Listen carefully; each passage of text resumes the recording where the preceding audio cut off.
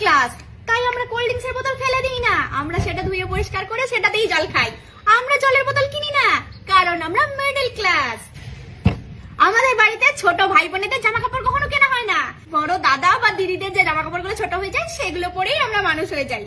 আর এখানেই শেষ নয়, আমাদের যে জামা কাপড়গুলো ছোট হয়ে যায় আমার মা সেগুলো ঘর মোছার কাজে লাগিয়ে দেয়, কারণ আমরা মিডল ক্লাস। আমাদের বাড়িতে এসি অকেশনেই চলে, কুটুমজন এলে, কারণ আমার বাবা তত টাকার বিল দেবে না, কারণ আমরা মিডল ক্লাস।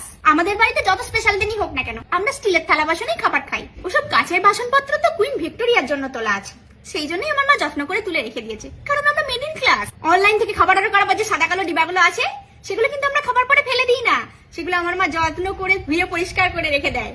যখন কেউ বাড়ি থেকে খাবার নিয়ে যায় ওইগুলোতে করে আমার মা দিয়ে দেয়। সে যদি আবার ডিবা না ফেরত দেয়, কারণ আমরা মিডল ক্লাস। রাস্তায় যখন কোনো বড় লোকের সাথে আমাদের ঝগড়া হয় আর সেই বড় লোক ব্যক্তি যখন বলে যত সব মিডল ক্লাস, আমার তখন একটুকু খারাপ লাগে না, বরঞ্চ আমার গর্ব হয়, কারণ আমি মিডল ক্লাস। আইসক্রিম খাওয়ার সময় আমরা ওই পাতাটা না চেটে কিন্তু ফেলি না, কারণ আমরা মিডল ক্লাস। আসল টেস্ট তো ওখানেই। বাড়িতে যখন কোনো কুটুম আসে আমরা কিন্তু তাদেরকে গ্রিন টি দিই না, আমরা দুধ চাই দিই, কারণ আমরা মিডল ক্লাস।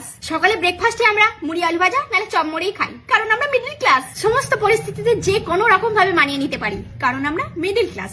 আমরা মিডল ক্লাস।